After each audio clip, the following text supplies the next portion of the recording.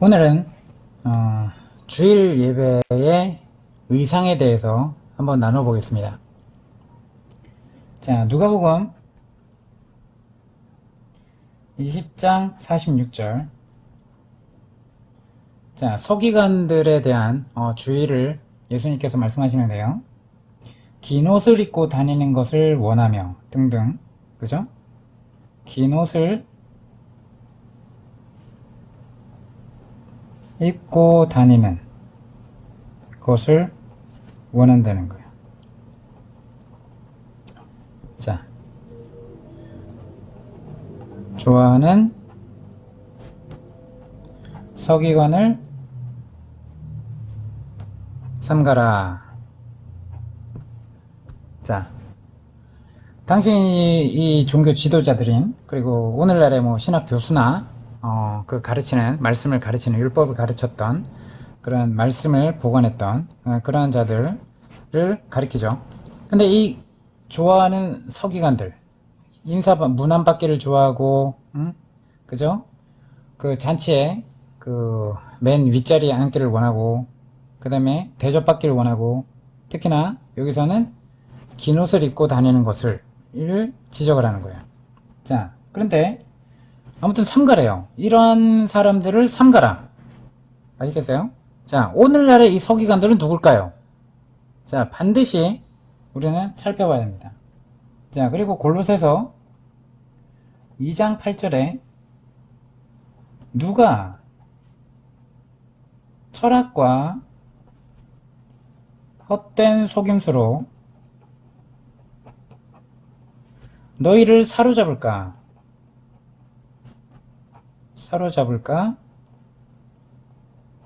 주의하라 라고 얘기해요. 그죠? 자, 이것은 사람의 전통과 세상의 초등학문이래요. 초등학문을 따름이요 그리스도를 따름이 아니라 라고 얘기합니다. 그리스도를 따름이 아니니라. 자, 사도 바울이 얘기를 했어요. 누가 철학적인 어떤 그럴듯한 말과 어떤 사상, 그리고 어떤 가치관, 그리고 어떤 속임수로 너희를 사로잡을까 준. 자, 주의하라고 해요. 많은 사람들이 사로잡힙니다. 그걸 좋게 생각한다는 얘기예요. 사로잡혀서 그것이 괜찮다라고 얘기한다는 겁니다. 근데 그것이 사람의 전통, 오랫동안 굳어져 내려왔던 그 시간이 지나면서 흘러왔던 잘못 시작됐고 유래가 잘못 되었는데도 불구하고 성서적인 아님에도 불구하고 성서적인 것처럼 굳어져 오고 사람의 생각과 사람의 철학과 어떤 사상들이 그렇게 짬뽕이 돼서 이교도 전통임에도 불구하고 전통적이기 때문에 그동안 이것이 전통이기 때문에 옳은 거야 라고 생각했던 많은 사람들이 옳게 걸어왔다라고 생각했던 그러한 부분들, 그런 것이 뭐라는 거야? 그리스도를 따르는 거 아니라는 거예요. 자, 그래서 우리는 예수님의 말씀을 잘 기억해야 됩니다. 예수님이 무슨 말씀을 하셨는지에 대해서 잘 알고 우리는 행동을 해야 될 필요가 있습니다.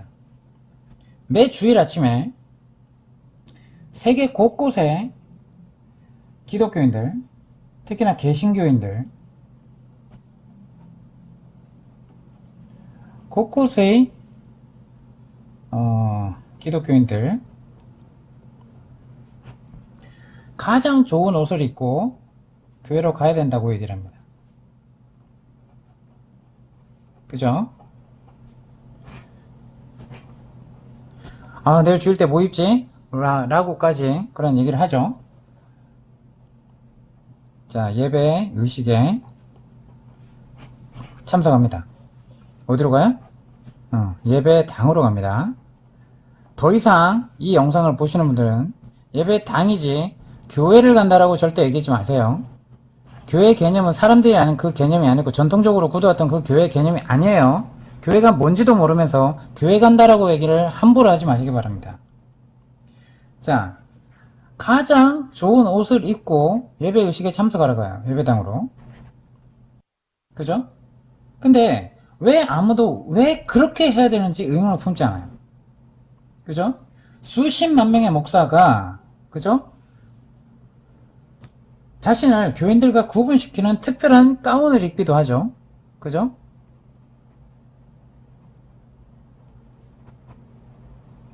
그리고 특별한 가운을 입기도 하는 전통적인 교회가 있어요. 이게 왜 입을까요? 그죠? 하지만 그걸 당연히 여겨요. 당연히. 이게 언제부터 시작됐는지 생각하지가 않습니까? 의심할 여지 없이 지난 몇십 년 동안에 많은 교회들에서 옷차림에 격식을 따지는 것이 줄어들긴 했어요. 오늘날 많은 교회에서 작업복을 입은 사람이 본당에 들어와도 눈살 찌푸리는 법이 별로 없기도 합니다. 하지만 예배를 위해서 정장을 우리가 갖추는 것은 여전히 많은 교회에서 일반적인 관습으로 남아있어요. 우리 인식 가운데. 그렇지 않습니까? 자, 그러면 우리는 예배를 위해서 정장을 하는 이러한 전통, 정장을 입고 예배당에 예배 의식을 참석하고자 이제 가는 이러한 전통의 유래는 뭘까? 살펴봐야 됩니다. 그죠? 그리고 아울러 이 성직자들이 입는 특별한 복장의 근원은 무엇일까요? 자, 초대교회 때부터 그랬을까요? 아, 그때는 핍박받았기 때문에 안 된 거죠. 라고 얘기를 할까요? 자, 생각해보세요. 예배라는 것이, 예배가 뭔데? 자, 예배당에서 성직자라는 목사 계급들이 주관하고, 자, 찬양대가 있고, 아니면 찬양을 하고, 그리고 설교 말씀이 있고, 그리고 이제 봉헌 시간이 있고, 그 다음에 또 뭐죠? 축도로 마치는 그러한 전반적인 이 시간이 예배입니까? 이 예배라는 것이, 예배 개념이 이 본질이 뭔지 모르고 이것만이 예배고, 우리가 예배 드리지 않은 거는 일반 삶이라고 생각하십니까? 누가 이렇게 해놨어요? 누가? 예배라는 단어와 이것만 제대로 알아도, 그죠?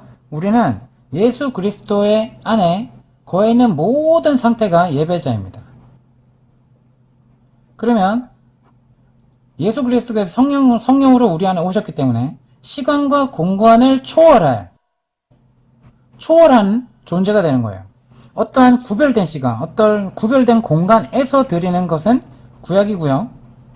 예수 그리스도로 말미암아 우리 안에 성령으로 오셨기 때문에 우리를 성령이 거하시는 전으로 삼으시고, 그죠? 우리를 성전이 되셨어요. 그러면 믿는 신자들의 마음과 생각과 몸은 주님이 거하시는 성전입니다. 그죠? 이걸 사도 바울이 얘기를 하죠. 고린도전서 3장 16절에 분명하게 얘기합니다. 너희가 성전인 것과, 그죠? 예배당이 성전인 것과 그러라 하는 게 아니에요. 잘못 읽지 마십시오. 그리고 예수님께서 자, 사마리아 우물가 여인에게 답변을 하죠. 그 영상은 따로 있으니까 찾아보시고요. 자, 사마리아 우물가 여인이, 아니 대체 북이스라엘에 이 사마리아에 있는 이곳에서 드리는 이 예배당이 있었죠.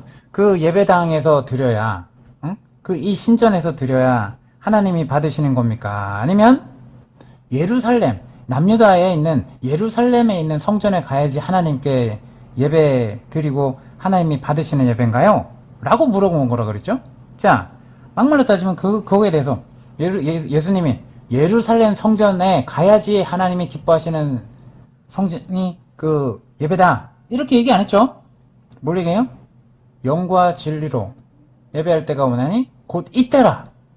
그죠? 시간과 공간을, 왜? 예수님이 오셨기 때문에, 그 언약의 주체이신, 그죠?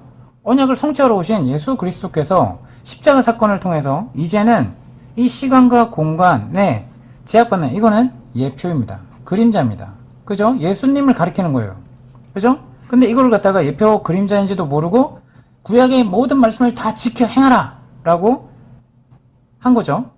자, 그래서 우리는 성전된 사람들, 그죠? 성전된 사람들 한 명 한 명 머리로 예수 그리스도에게 속한 한 명 한 명 모두가 수평적인 관계에서 그 어떠한 예수 그리스도 대제사장과 우리 거룩한 나라요, 하나님 나라의 거룩한 나라의 백성이요, 그죠? 구별된 성전된 한 사람 한 사람, 직분은 있지만 그게 권위가 주어지지 않습니다. 직분의 역할만 하는 거예요. 성전된 한 사람 한 사람 한 사람들이 다 벽돌처럼 모여서 예수님이 거하시는 초소가 되는 것이고 주님의 신부입니다. 자, 그것을 뭐라 그래요? 교회. 구별된 거룩한 백성. 구분되죠? 뭐와? 죄와. 죄의 나라에서 구별되어서 하나님 나라에 속한 백성으로 구별됩니다. 그럼 하나님 나라의 백성의 속성이 있겠죠. 왜? 하나님을 닮았죠. 성령을 닮은 성품으로 빚어져 갑니다. 죄의 나라와는 점점 멀어져 가는 거예요. 그죠? 근데 죄의 나라에 살면서 여전히 명분만 저는 하나님 나라에 속해요. 저는 예수님만 믿어요. 그러면서 예수님의 말씀에는 순종하지 못하고 성령에 순종하지 않는 내 자아가 십자가에 예수님과 함께 못 박혔음을 시인하지 않는 여전히 죄를 향해서 살아가는, 그러면서 내가 하나님의 나라의 백성이라고 착각하는, 내가 우상이 되어서 살아가는, 나를 위해서 하나님이 존재하는 듯한 그러한 기복주의 신앙에 빠져있고, 비나이다 비나이다 신앙이 예수님의 이름으로 탈바꿈한 그러한 토테미즘 신앙, 기복주의, 이러한 신앙을 하나님 믿는 예수님의 복음과 짬뽕 시켜놨던 그러한 종교를 따르지 말라는 것입니다. 교회가 뭔지도 모르면서 교회를 간대요. 교회를 가는 것이 아니라 교회로 살아가십시오. 주님께 속한 지체로 살아가십시오. 하나님이 기뻐하시는 거룩한 산재물로 살아가십시오. 이것이 너무 어렵습니까? 그리고 그에게는 영과 진리로 예배가 오기 때문에 시간과 공간의 제약이 없습니다. 그죠? 언제 어느 때나 주님께서 우리를 지켜보시고 우리를 인도하십니다. 근데 우리가 하나님을 인식하지 않는 게 문제죠.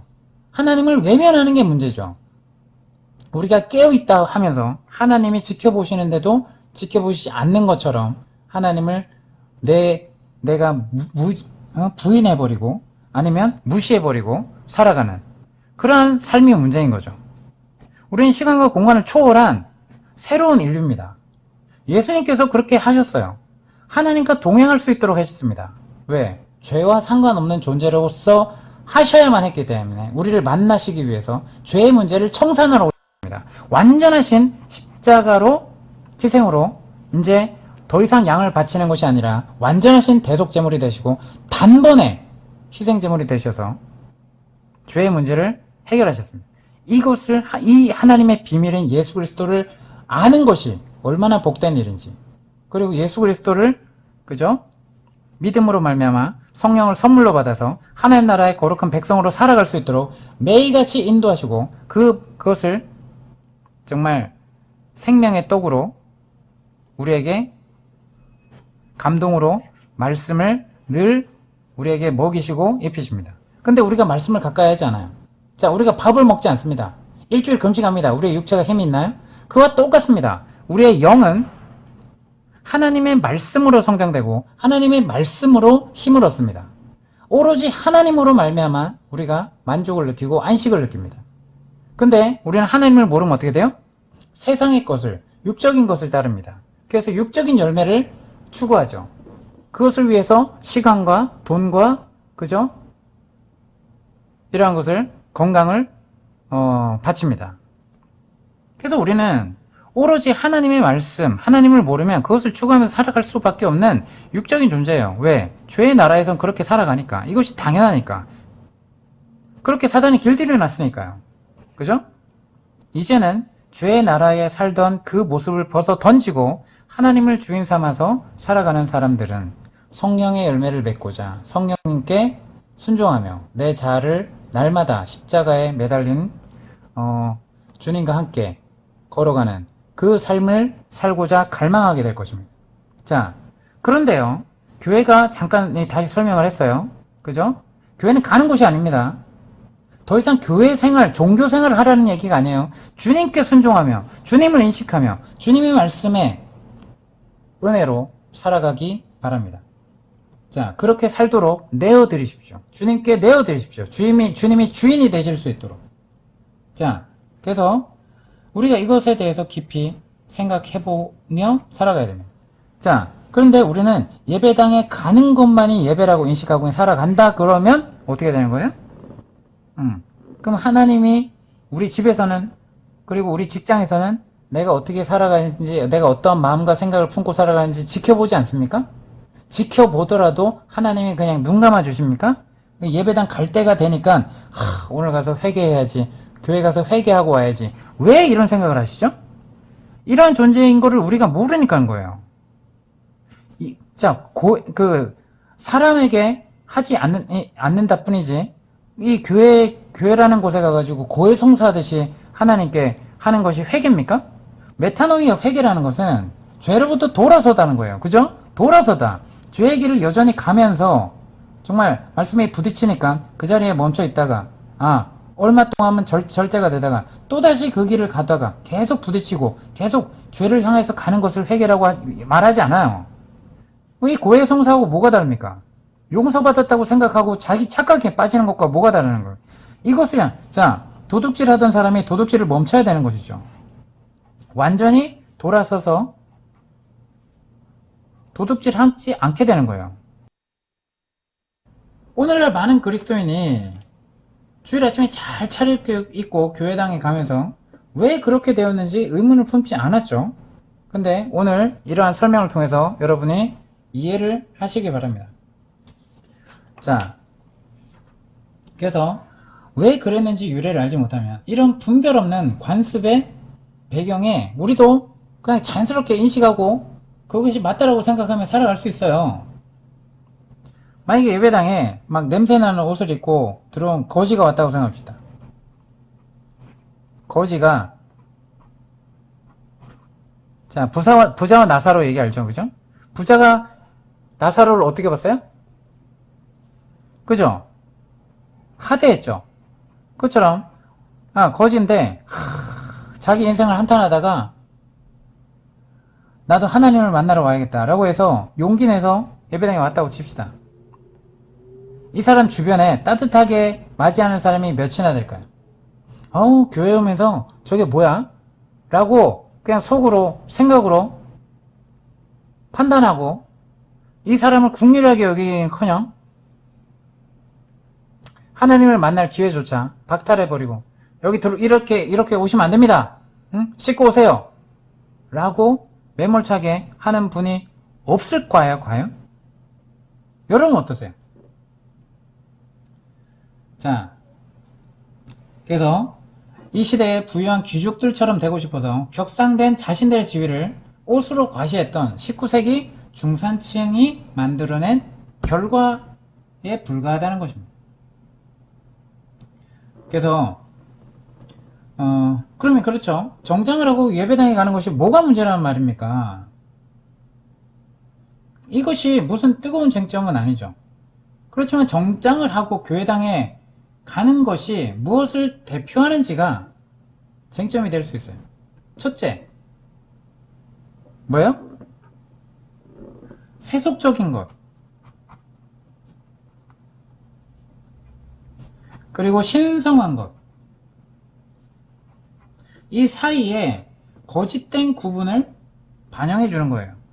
그죠? 이 거짓된 구분이에요.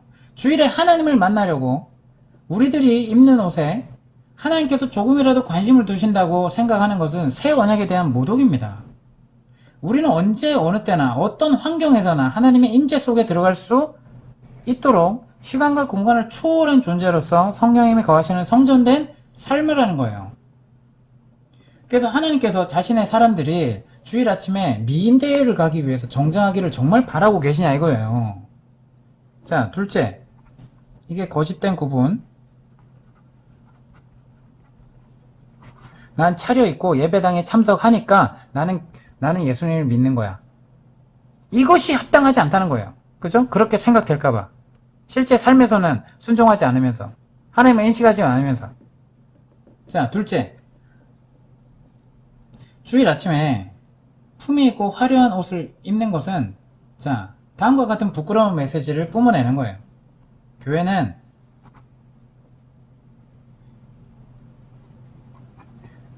그리스도인들이 자신의 참모습을 숨기고 멋지게 보이려고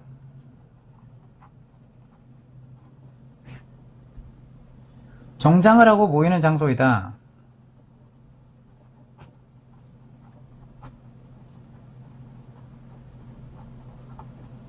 라는 메시지로 세상은 바라볼 수 있어요. 세상 사람들은. 그죠? 이렇게 하는 자체가 메시지가 숨어 있다는 겁니다. 교회 예배당에 갈 때 우리의 주일 최고 의상을 입는 것이 이미지 관리하는 것 이상이 아무것도 아니라는 거예요. 한마디로 그것은 하나님의 집에 쇼 무대에 온갖 것들을 제공하는 것이죠. 의상, 화장, 소품, 조명, 안내위원, 특별송, 사회자, 공연, 특별 프로그램 등. 정장을 하고 교회당에 가는 것은 교회가 온갖 문제를 가진 현실 세계의 사람들로 이루어졌다는 사실에 어긋납니다. 교회 주차장으로 들어오기 직전에 한바탕 대판 싸우고 나서 그것을 숨기려고 환한 웃음을 짓는 척하는 그런 현실을 사는 사람들의 모임이 교회라는 것 말입니다. 정말 그게 교회 예배당의 모습이어야 할까요? 초대교회에 정말 그러한 모습이어야 할까요? 그런 모습이 아니었다는 것입니다. 자, 그것이 우리의 주일 최고 의상을 입는 것에 밑에 깔린 근본 문제를 숨겨버린 것입니다. 우리가 하나님을 위해서, 하나님을 만나기 위해서 정장을 했기 때문에, 그리고 정말 최고의 의상으로 입고 정말 준비된 마음으로 왔기 때문에 우린 더 어쨌든 좋은 사람이라는 착각을, 그리고 저 사람도 좋은 사람이라는 착각을 일으키게 합니다. 그러니까 어떻게 돼요? 교회에서는, 교회 안에서 빛과 소금이 너무 많은 거예요. 근데 그런 사람들이 세상으로 흩어져서도 그래야 되는데, 그죠? 세상의 빛과 소금은 도대체 어디 간 거예요? 세상을 향해서 거짓 증거를 조장하게 되는 거죠. 인간성을 말살하는 거칠애에 불과한 겁니다. 자, 솔직히 말해봅시다. 타락한 인간인 우리가 좀처럼 우리들의 모습을 드러내려고 하지 않지 않습니까? 우리가 어떤 사람인가를 사람이 믿게 하려고 특별한 인상을 그들에게 심으려고 꾸며낸 행동이나 옷을 의지하지 않나요? 연예인들 특히 보십시오. 근데 그 뒤에서 실질적으로 일어나는 그 더러운 추잡한 그러한 것들을 한번 보십시오. 자, 자신들이 먹고 살고 자신들의 인기를 위해서라면 그러한 척하는 것은 당연한 것이 아니겠습니까? 그렇게 사단이 세상을 길들여 놓은 거예요. 그죠? 근데 그리스도인들조차도 그러한 문화에 전통으로서 굳어져야 되겠습니까? 그렇죠? 이 모든 것이 초대교회를 특징 지었던 소박함, 평범함, 그리고 가난한 자든 노예가 오든 귀족이 모이든, 그죠? 똑같이 형제 자매라고 했던 그 파격적인 대접은 교회 안에서만 있었다는 것입니다. 그러한 소박함과는 거리가 멀어도 한참 먼 모습을 가져왔다는 거예요. 자, 그리고 셋째, 정장을 하고 교회 예배당에 가는 것은, 자, 초대교회를 에서 보였던 그런 떠받쳤던 특징이 뭐라고요? 소박함. 소박함을 말살시킨다. 자, 그래서 1세기 초대 그리스도인들은 교회 모임에 참석하려고 정장을 차려입지는 않았어요. 그들은 거실의 소박한 분위기에서 모임을 했고, 그들은 자신의 사회적 신분을 밝히려고 그것을 드러내기 위해서 옷을 입지 않았어요. 초기 그리스도인들은 사회적 신분의 차별에 대해서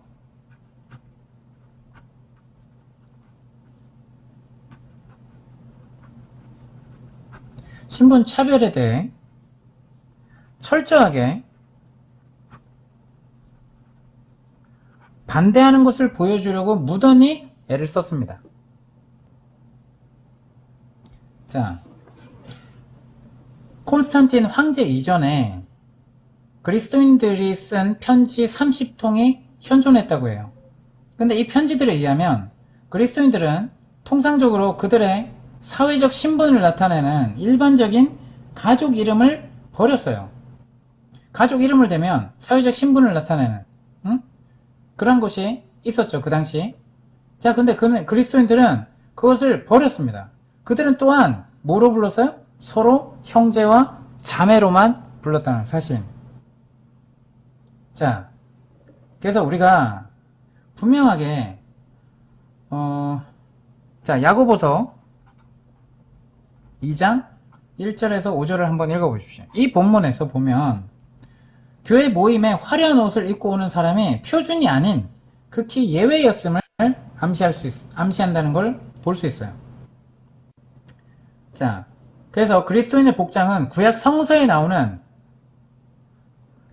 제사장의 복장에서 유래하지 않았고 오히려 그리스와 로마의 세속적인 의상에서 발전된 거예요. 이 성직자 가운도 마찬가지죠. 300년 동안 없다가 콘스탄틴 황제에 의해서 기독교 공인이 되고 이제 로마의 주 종교가 되면서 어떻게 됐어요? 이것이 다 하나하나 체계가 되면서 그리스 로마 문화의 영향을 받아서 이제 이렇게 굳어져 왔던 거예요. 그래서 세속적인 로마의 옷에서 사회적 신분을 드러내는, 그렇기 때문에 이 제사장이다, 이교도의 개념에 제사장이 무조건 있죠. 신을 만나기 위한 중재자가 반드시 있었습니다. 그죠? 그 개념을 기독교 안에 그리스도인들에게 강요했고 그것이 제정이 되었습니다. 그래서 세속적인 로마 옷에서 유래했음을 우리가 분명히 알게 될 것이고, 이 복장이 레위족에서 유래했고 유대 제사장의 복장에서 왔다는 견해는 나중에 그것을 끼워 맞추기 위해서 생겨난 사상에 불과했다는 거죠. 구약 성서에 나오는 제사장의 복장이 뭡니까? 그리스도인들이 예수 그리스도 안에서 입게 될 영적 의복의 표상이요 그림자임을 우리가 명시해야 됩니다. 어디에 나와 있어요? 히브리서 10장 1절, 그리고 골로새서 2장 16절에서 17절에 분명히 나와 있어요. 그리고 다른 여러 구절에도 나와 있습니다. 우리가 입게 되는 영적 의복의 표상이고 예표입니다. 그래서 구약을 들먹이면서 이것이 오늘날 이렇다라고 성직자 제도를, 그리고 성직자들이 입는 가운, 그리고 이러한 정장을 입는 이것을 짜맞추기 식으로 성경에서 구약 말씀을 따오시 마시기 바랍니다. 더 이상 그것은 히브리서 전체를 외면하고 휴지통에 갖다 버리는 그러한 꼴과 마찬가지입니다. 자, 그래서 교회 안에서는, 초대교회 안에서는 모든 사회적, 인종적 차별이 사라져야 되는 거 아닙니까? 예수님께서도 제자들에게 그러셨고 그렇게 가르치셨습니다. 초기 그리스도인들은 그들이 지상에 새로 창조된 새로운 종족임을, 그죠? 완전히 이 세상에는 없던 하나님이 거하시는 성전된 사람들인 거죠. 그래서 새로 창조된 피조물이요 새로운 종족임을 인식했습니다. 이런 이유에 의해서 야고보가 가난한 성도들보다 부유한 성도들을 우대하는 교인들을 꾸짖죠. 그는 가난한 사람들과 구별되게 치장한 부자들을 담대하게 질타합니다. 근데 오늘날 초기 존 웨슬리뿐만 아니라 초기 감리교인과 침례 교인들은 그러했어요. 자, 자신을 과시하기 위해서 교회 공동체에 나오는 것을 극히 싫어했습니다. 하지만 많은 그리스도인들이 주일 아침에 교회 예배에 격식 없이 옷을 입고 가는 게 불경한 것이다 라는 거짓된 망상에 현재 사로잡혀 있지 않은지, 그리고 여기에 갈 때는 그렇게 하나님께 나와야 된다라고 잘못 가르치고 있었진 않은지, 그리고 그것을 당연히 성서적인, 그리고 예수님이 가르친 가르침과 같다고 생각하진 않았는지, 이것을 우리가 살펴보시지만, 근데 예수님 분명히 얘기하죠. 긴 옷을 입고 다니는 것을 좋아하고 그것을 좋아하는 서기관들을 삼가라. 삼가라고 얘기를 해요. 그리스도를 따름이 아니라고 얘기합니다. 자,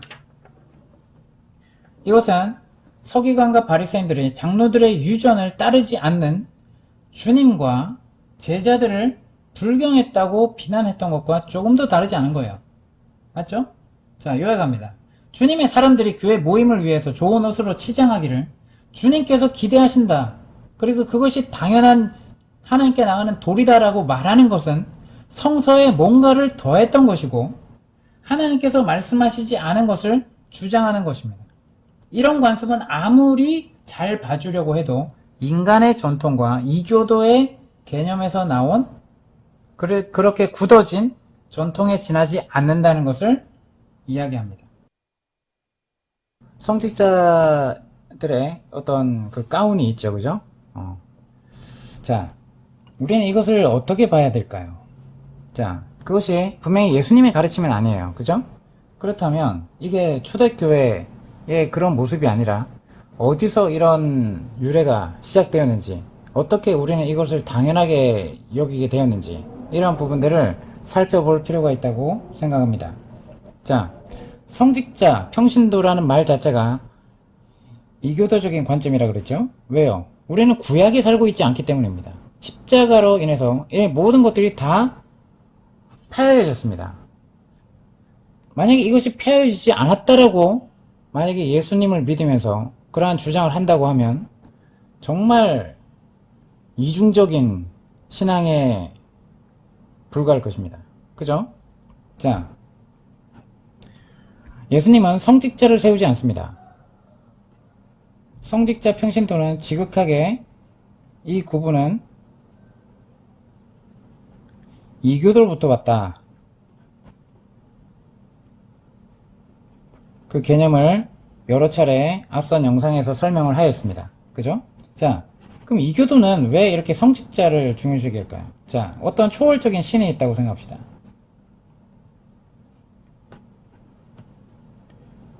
자, 만약에 예전에 전쟁을 치러요. 전쟁을 하러 가. 그러면 그 부족에 뭐 아바타 영화나 뭐 이런 데도 나오죠, 그죠? 자, 어떤 신의 계시를 받는 어떤 신의 계시를 받는 어떤 접신하는 그러한 역할을 하는 어떤 이런 사람들이 등장을 합니다. 그죠?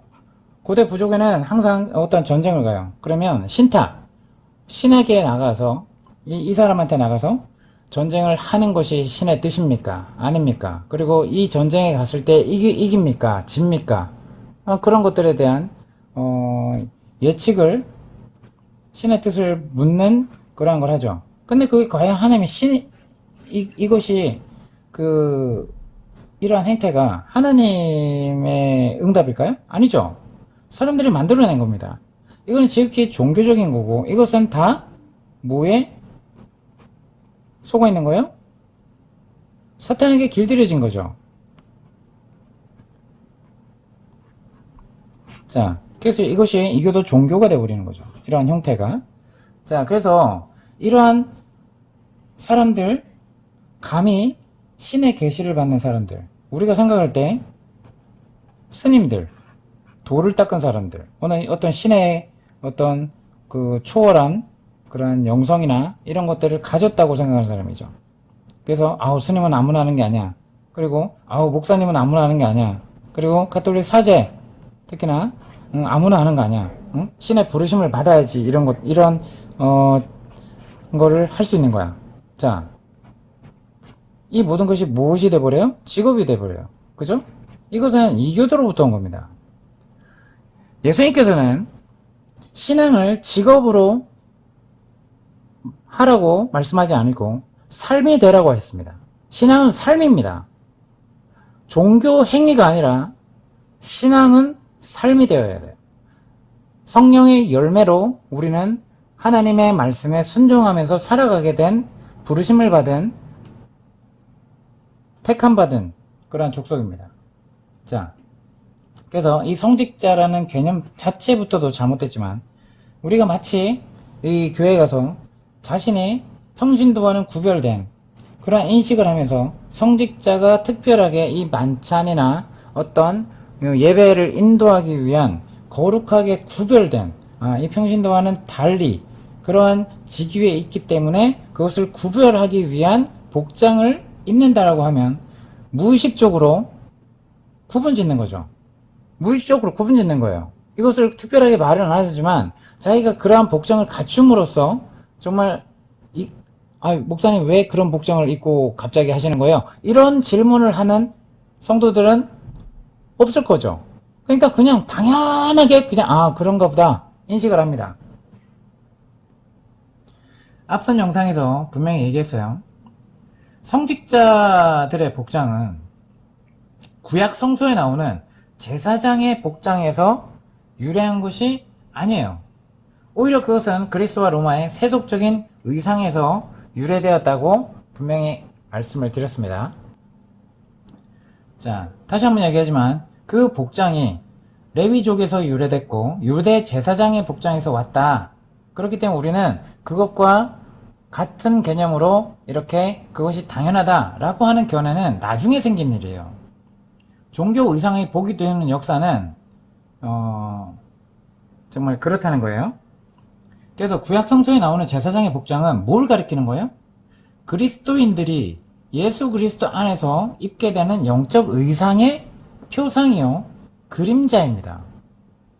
너희들도 하나님 믿으니까 구약의 제사장인 것처럼 이렇게 구약의 제사장도 하나님을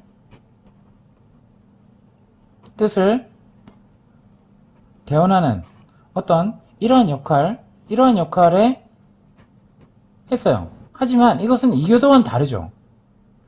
근데 이것이 우리가 구약에 이러한 말씀들이 있고 이러한 역사들이 있기 때문에 오늘날 구약에 마치 제사장과 같다. 이러한 존재가 누구다? 오늘날의 성직, 거룩한 직업, 그죠? 구별된 직업인 목사다, 사제다 라고 하면 이것은, 이 주장은 완전히 잘못됐다고 얘기를 하는 거예요. 그죠? 영적인 의미가 있는 것을, 영적 의복과 그러한 영적인 존재의 표상이고 그림자를 나타내기 위해서 구약에 있는 것인데, 이것을 구약에도 이렇게 있으니 우리도 똑같이 마치 그렇게 구별된 레위인과 같이, 그리고 유대 제사장과 같이 우리 성직자, 특별히 부름받은, 평신도가 아닌 특별히 부름받은 이 사람들로서 우리는 그것을 입는 것이 당연하다라고 성직자 복장을 구별한다면 이것은 너무나 잘못된 것이죠. 자, 알렉산드리아 클레멘트. 자, 클레멘트가 성직자가 평신도보다 더 나은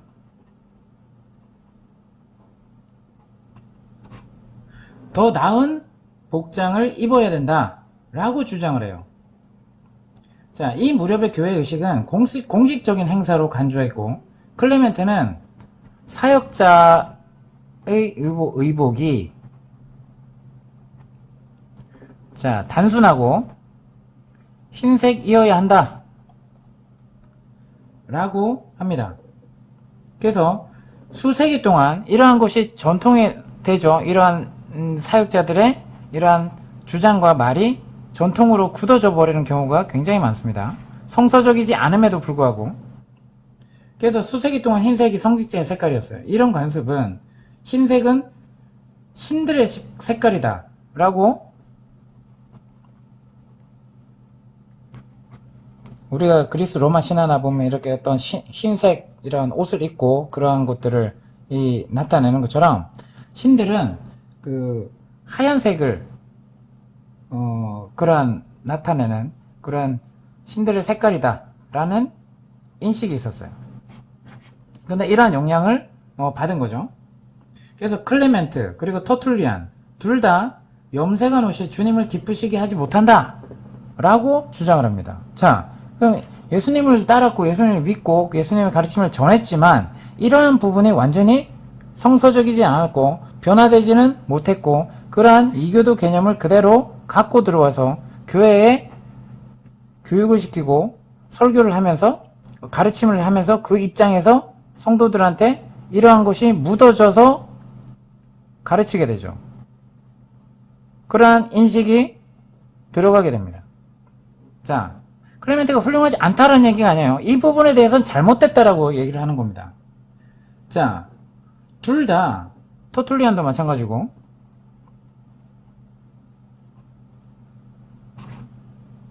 염색한 옷이 주님을 기쁘시게 하지 못한다라는 생각은, 그럼 우리는 그죠? 흰색 정장만 입고 가야 되는데 온갖 염색한 옷을 갖가지 색양 멋진 옷을 입고 차려입고 최고의 의상을 입고 예배당에 가죠.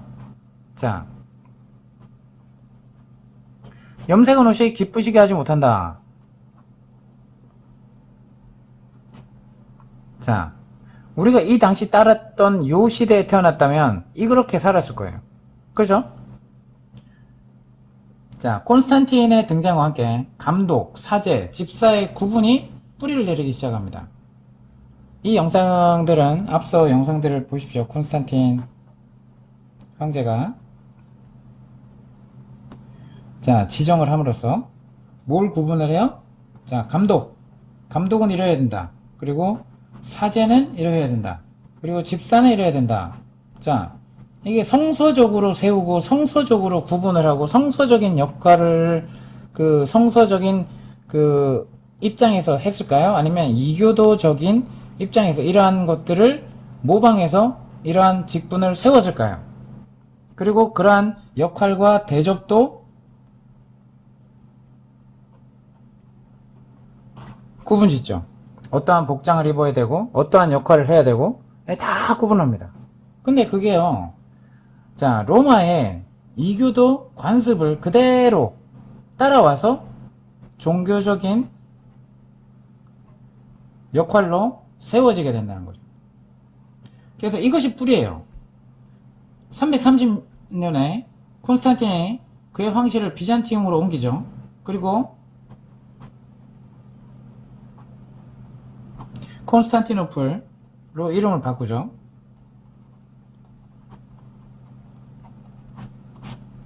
자, 지금은 이스탄불. 자, 공식적인 로마 의상이 이제 사제들과 집사들에 의해서 점진적으로 채택이 됩니다. 자, 성직자들은 이제 그들의 가운에 의해서 구별이 돼요. 근데 그 가운은 세상 관리들의 가운과 일치합니다. 자, 요거를 설명해 볼게요. 자, 감독의 복장은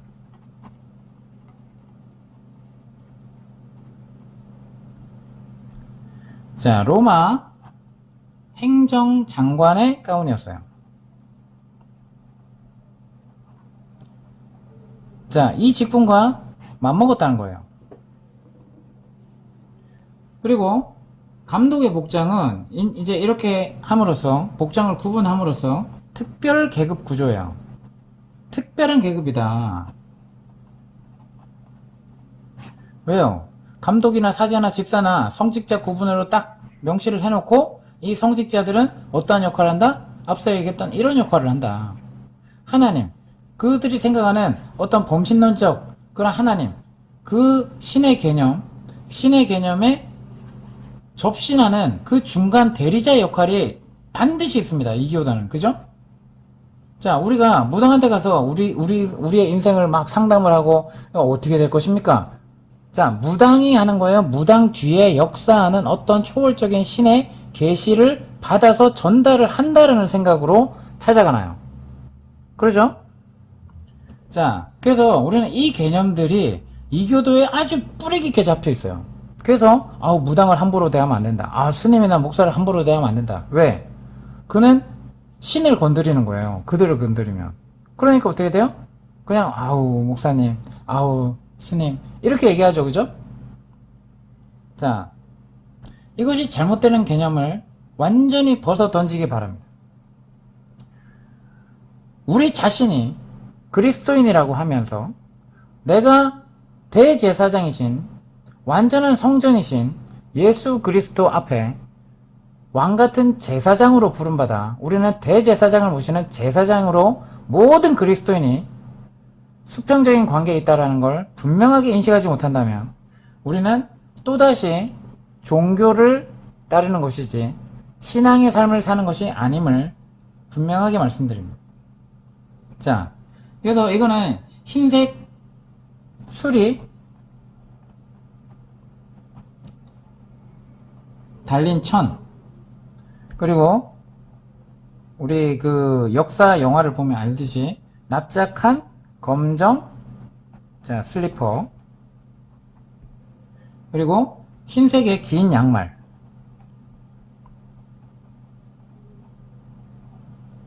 자, 이것이 포함되었어요. 그래서 이게 뭐라고요? 로마 행정장관의 복장이었어요. 이것을 감독에게 입혀서 특별한 계급 구조다. 이들은 성직을 나타낸다. 특별한 역할을 하는 사람들이고 이 직업을 가지고 있다. 이들은 특별히 부름받은 자들이다. 라고 누가 정했어요? 기독교 공인이 되면서 콘스탄틴 황제가 다 정한 거예요. 자, 이것이 예수님의 가르침을 바탕으로 해서 콘스탄틴이 정말 회심을 해서 이렇게 세웠을까요? 아니에요. 이걸 분명하게 하십시오. 자, 그리고 게르만족이 로마 제국을 정복한 그 4세기 이후, 자, 세속적 의상의 감각의 변화가 일어나는 거예요. 길게 늘어진 로마인들의 옷이 있죠, 그죠? 근데 고트족은 짧은 옷을 갖고 있었어요. 그래서 이 로마인들의 옷이 고트족의 짧은 옷에 영향을 줍니다.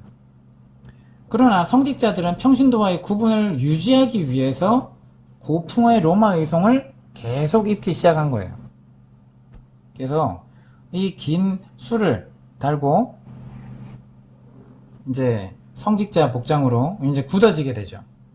그래서 성직자들이라는 그룹은 세속 법정 의식에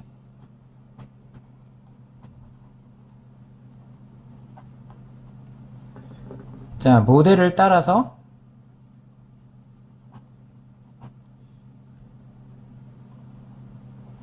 교회 예배에서 이 옷을 입었습니다. 자, 평신도들이 새로운 스타일의 옷을 입게 되었을 때 성직자들은 그런 옷들은 세상적이다, 야만적이다 이렇게 얘기를 했습니다. 자, 옷을 보고 이렇게 판단을 했다니까요. 세상적이다, 야만적이다.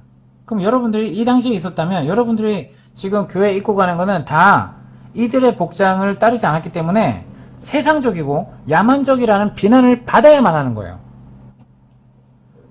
자, 근데 그들은 자신이 더 문명적인 옷이라고 이렇게 구식 옷을 여전히 입고 자신의 권위를 나타냈다는 거죠.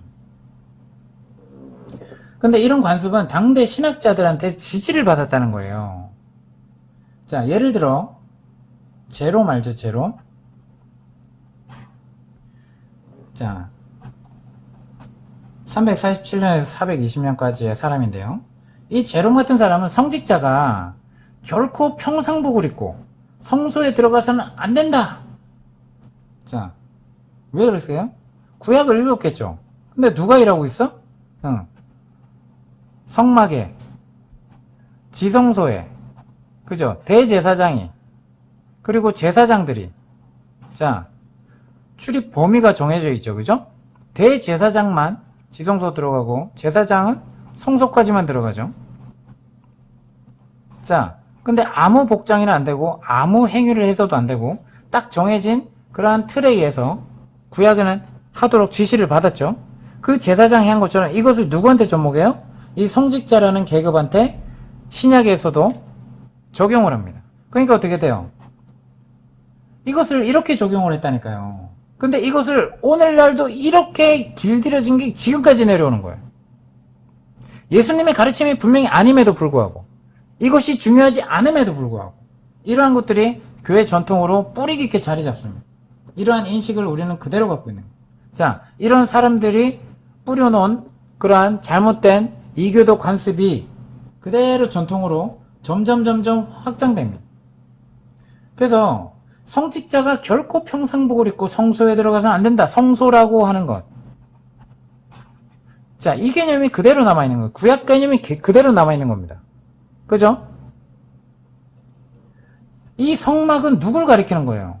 구약의 장소, 특별한 장소가 구분된 것처럼 예수님 십자가 사건 이후로 이것이 다 폐하해졌단 말입니다. 시간, 어떤 특별한 시간, 어떤 특별한 장소에 역사하시는 하나님이 아니란 말입니다. 이제는 언제 어느 때나 하나님을 예배할 수 있고 일터에서도 그리고 가정에서도 언제든지 골방에 가서 아니면 어딜 가서 그죠? 하나님을 묵상하면서 말씀을 생각하면서 기도할 수 있습니다. 언제 어디서나 주님을 만날 수 있습니다. 왜요? 주님이 만나 주시니까. 어디 계시니까. 우리에게 오셨잖아요. 믿는 우리에게 오셨잖아요. 그죠? 이 개념을 아직까지 버리지 못하고 간다 그러면 여러분은 구약적인 관점에서 살아가는 것이고 그 구약적인 관점으로 계속 예수님을 찾는다고 하지만 그 예배당에 가서야지만 하나님을 만나고 그리고 돌아와서 집에서는 하나님 없는 것처럼 행동하고 일터에서도 하나님 없는 것처럼 행동한다라고 하면 여러분들은 하나님을 만홀히 여기고 하나님을 속이는 것입니다. 그죠? 여러분의 집에서는 하나님이 안 보십니까? 여러분의 직장에서는 어떻게 사는지 하나님이 안 보시냐고요. 근데 하나님이 안 보시길 원하는 것처럼 살아가고 그리고 예배당에 갈 때만 회개하고 이 거룩한 복장을 가지고 그렇게 간다라고 하면 하나님이 기뻐하시는 5세기 이래로 감독들은 이제 자주색 옷을 입어요.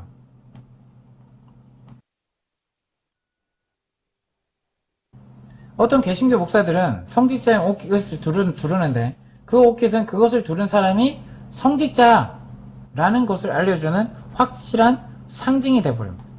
나는 성직자다. 이걸 나타내는 상징이 돼버리는 거예요. 그죠? 나는 사제다. 나는 하나님의 사람이다. 라는 걸 나타내는 상징이 돼버렸다는 것입니다.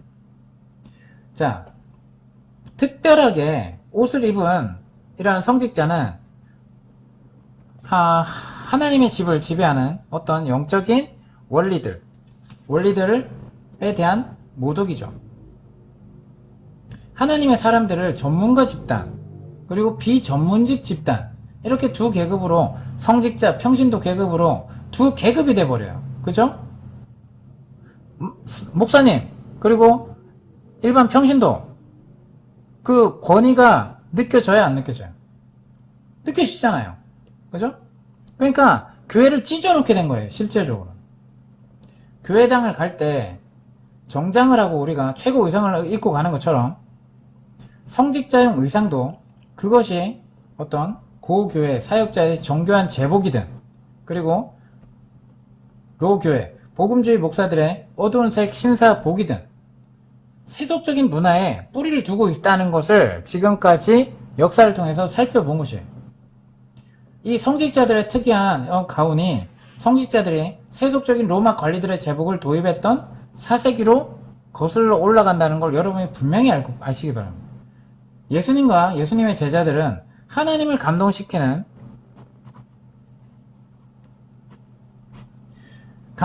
특별한 옷이나 하나님의 사람들에게서 그들을 구분하는 어떤 옷에 대해서도 아는 바가 없었어요. 맞죠? 그것에 대해서 분명히 얘기를 언급하지 않습니다. 다만 예수님께서 누가복음 7장 25절 그리고 고린도 후서 8장 9절 한번 읽어보시기 바랍니다. 예수님께서 지상에 계실 때 소유하셨던 가장 좋은 옷이 조롱당하실 때 강제로 입혀진 옷이었을 거예요.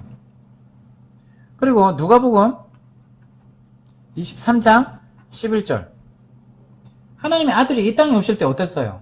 왕의 의복이 아닌 강봉에 쌓였음을 우리는 분명히 알 수 있습니다. 자, 옷으로 하나님을 감동시키려 하지 않는 사람들의 가장 극단적인 경우가 누구일까요? 침례 세례 요한이었어요. 그죠? 세례 요한이 회개하라 독사의 자식들아 이런 얘기를 하면서 그죠? 내가 하나님 부르는 선지자다 라고 하기 위해서 옷으로 막 하나님을 감동시키거나 사람들에게 자기 권위를 내세웠나요? 전혀 그렇지 않았어요. 그죠? 그러면 오늘날 그런 거지 같은 복장으로 야생에서 잘 씻지도 못하고 막 그러한 사람이 막 외쳐. 그런다고 해서 우리는 어떻게 돼요? 멀리하죠, 그죠? 멀리해요. 이상한 사람이라고. 자, 종교적인 목적을 위해서 특별한 가운을 입는 것은 누가 잘하던 짓이었어요? 이거는 다 예수님 당시에 누가 잘하던 짓이었어요? 예수님이 제자였나요? 아니면 서기관과 바리새인의 특징이었나요? 자, 우린 예수님의 말씀보다 누구를 바리새인의 그리고 서기관의 그러한 영성을 지켜야 된다라고 얘기를 하고 있는 거예요. 분명히 아시기 바랍니다. 서기관들이나 바리새인들은 둘 다 다음과 같이 말씀하신 주님의 예리한 시선을 피할 수 없었어요. 지난번 영상에도 시작을 했지만 누가복음 20장 46절 뭐라고 되어 있어요? 긴 옷을 입고 다니는 것을 원하며, 아시겠어요? 긴 옷을 입고 다니는 것을 원하며 시장에서 문안받는 것과 회당의 높은 자리와 잔치의 윗자리를 좋아하는 서기관들을 삼가라. 아니, 이렇게 하는 사람들을 삼가라라고 제자들한테 가르칩니다. 하나님의 사람, 자신의 속한 사람들에게 삼가라고 가르쳐요. 근데 우리는 삼가라고 가르치는 거예요? 이것을 해야 된다라고 가르치는 거예요. 그리고 이걸 전통이기 때문에 오랫동안 지켜왔기 때문에 지켜야 된다라고 얘기를 하고 있는 거예요. 누가 서기관이고 바리새인입니까? 누가 하나님의 사람입니까? 누가 예수님의 사람이에요? 예수님이 오늘날 이러한 모습을 본다 그러면 똑같이 삼가라라고 말씀하지 않으실까요? 이때 당시는 예수님이 이렇게 얘기하고 오늘날은 너희가 이거를 잘 지키고 있도다 이렇게 얘기할까요? 아니죠. 분명히 아시기 바랍니다. 자, 지금 얘기한 거에 대해서 이런 의문을 제시하는 사람이 있을 거예요. 아니, 그러면 교회 예배당에 갈 때 정장을 하도록 사람들을 권하면 안 된다는 것을 우리가 얘기를 하는 거예요? 아니, 당신들은 지금 말씀하시는 거는 그 정장하도록 사람들을 권하면 안 돼요? 이렇게 얘기할 수 있잖아요. 그죠? 우리가 그렇게 입고 예배당에 와서 함께 예배하는 것이 우리가 하나님께서 받으시기에 합당한 종기를 그분께 드리는 것이 아닙니까? 아니, 이렇게 생각한다면 교회에서 좋은 옷을 입는 것이 긍정적인 것이 아니에요? 라고 질문할 수 있어요. 자, 그럼 저는 그렇게 얘기해요. 만일 그 질문을 하는 당신이 교회 모임에 정장을 하고 가는 것에 긍정적이고 또 당신의 순수한 동기로 주님께 그렇게 할 수 있다고 그렇게 생각하신다면 당연히 그렇게 하십시오. 그러나 제가 얘기하는 이것은 그러한 모임을 할 때 교회 공동체의 모임에 정장을 하지 않은 사람들을 그죠? 판단하거나 업신여기지 않도록 주의해야 된다는 얘기를 하는 거예요. 외모로 사람을 평가하지 않기 때문인 거예요. 왜? 초대교회 성도들이 그랬으니까. 그리고 오히려 그 당시에 귀족들이나 귀부인들이 그러한 노예 출신의 그러한 그리스도인들과 교제하기 위해서 그들의 신분을 나타내려고 교회 갈 때도 여전히 삐까번쩍하는 옷을 입고 간 게 아니라 나는 이 신분에서도 난 예수님을 믿어라고 한 게 아니라 그들을 배려하기 위해서 수평적인 관계, 당신은 나의 형제, 주 안에서 형제요 자매입니다를 나타내기 위해서 오히려 그 비싼 최고의 의상을 포기하고 교회 공동체 모임에 갔음을 왜 그렇게 했는지 어떤 것이 본질인지 우리는 분명하게 생각해야 될 필요가 있다는 거죠. 여러분이 그렇게 난 좋은 옷을 입고 하나님을 만나기를 원해 이것이 하나님을 기쁘시게 하는 거야 라고 생각하면 그렇게 하십시오. 하지만 당신이 그렇다고 해서 그렇지 못한 상황에 처한 사람들을 판단하거나 업신여기지 않도록 해야 된다는 거죠. 교회에서 가난한 사람들이 정말 똑같이 수평적인 관계에 있나요? 마음속으로도? 자, 그럼 또 하나의 질문을 할 수 있을 거예요. 아니, 그러면 정장하고 교회 모임에 가는 것이 본질적으로 틀렸다고 믿습니까? 라고 얘기를 할 수 있어요. 아니면 그것이 회복할 수 있는 인간이 구원해낸 관습이라고 생각합니까? 라고 얘기할 수 있어요. 자, 지금 얘기했듯이 이것은 회복할 수 있는 성서 밖의 관습이에요. 앞서 얘기한 것처럼, 그죠? 인간이 고안해낸 관습입니다. 그리스도인의 모임에 멋지게 옷을 입고 가는 것은 본질적으로 틀렸다고 하는 게 아니에요. 우리의 모든 종교적 전통인 것처럼, 전통을 살펴볼 때 우리는 우리가 그렇게 하는 것, 그리고 그렇게 인식하는 것을 왜 하는지, 그걸 묻는 거고, 그것의 배후에 있는 왜 하는지에 대한 순수한 우리의 동기에 연결되어 있기 때문인 거예요. 이 동기가 성서적이냐, 이걸 묻는 겁니다. 아시겠죠? 그래서 우리가 분명하게 알아야 될 것은 이러한 전통들이 어디서 왔는지, 그리고 우리는 어떻게 인식하고 있는지, 어떠한 동기에서 하고 있는지, 그리고 이것들로 어떻게 타인을 판단하고 있는지, 우리는 그런 영향력 아래 있었다는 것을 우리가 분명하게 알고 예수님의 말씀을 깊이 새겨봐야 합니다. 다시 한번 얘기합니다. 긴 옷을 입고 다니는 것을 원하며 시장에서 문안받는 것과 회당의 높은 자리와 잔치의 윗 자리를 좋아하는 서기관들을 삼가라. 이렇게 우리에게 가르쳐 주셨습니다. 이상으로 말씀 마치겠습니다. 감사합니다.